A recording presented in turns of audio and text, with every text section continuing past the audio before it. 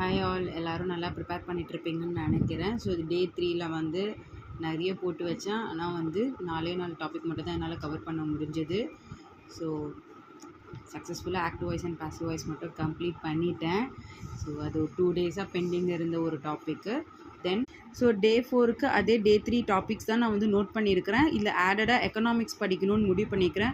பேசிக்ஸ்ன்னு நான் இங்கே மென்ஷன் பண்ணியிருக்கிறது இந்த நேஷ்னல் இன்கம், ஜிடிபி, என்என்பி இந்த மாதிரி சின்ன சின்ன டெஃபினிஷன்ஸும் அதே மாதிரி ஃபாதர் ஆஃப் எக்கனாமிக்ஸ் அந்த மாதிரி அவங்க கொடுக்கப்பட்ட டெஃபினிஷன்ஸ் அவங்கள பற்றின ஒரு சின்ன நோட் அதெல்லாம் வந்து இதில் கவர் பண்ணணுன்னு முடிவு பண்ணியிருக்கிறேன்.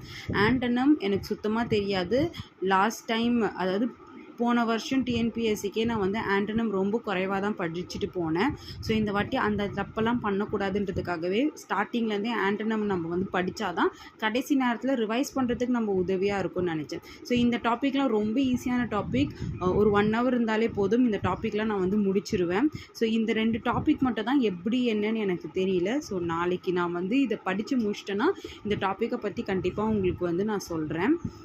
இந்த நோட்பேட் கூடவே நான் இந்த ஒரு ஸ்க்ராட்ச் நோட்டு அப்புறம் இந்த பெண்ணெல்லாம் வாங்கிட்டு இருந்தேன். எனக்கு பாண்டானா ரொம்ப பிடிக்கும். அதனால் பாண்டா டிசைன் இருந்த எல்லா பெண்ணுமே நான் வாங்கிட்டு வந்துட்டேன். இது 10 rupees கிட்டக்க தான் இந்த பென் இருக்குது. ரோலர் ஜெல் அந்த பென். ஸோ நல்லா இருக்குது யூஸ் பண்ணுறதுக்கு. தென் இந்த ஸ்க்ராட்ச் நோட் ரொம்ப நாளாகவே நான் வாங்கணும்னு நினச்சிட்டு இருந்தது தான். அதுவும் இந்த வாட்டி வாங்கிட்டேன். ஸோ இது வந்து யூனோ மேக்ஸில் போல்ட்ரானுன்ற ஒரு பென்னு.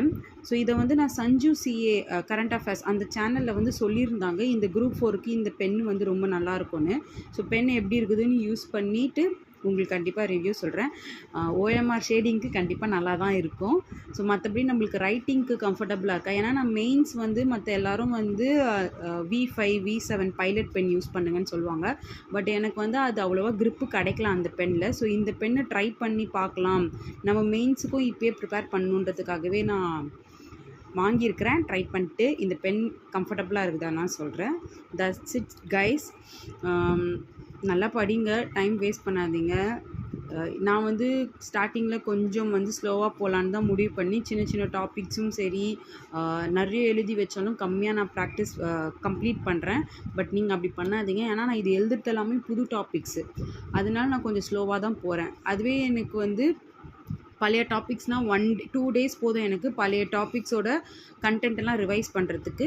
ஸோ இதெல்லாம் புது டாபிக்ன்றதுனால நான் பொறுமையாக பண்ணுறேன். நான் படிக்கிறது மட்டும் கிடையாது, கூடவே இதில் வர ப்ரீவியஸ் இயர் கொஷின்ஸுமே நான் சால்வ் பண்ணுறேன். ஸோ நீங்களும் அந்த மாதிரி படிச்சுட்டு அதுக்குண்டான ப்ரீவியஸ் இயர் கொஷினும் சால்வ் பண்ணுங்கள். All the best guys. டெய்லியும் நல்லா ப்ரிப்பேர் பண்ணிகிட்டே இருங்க. தேங்க்யூ.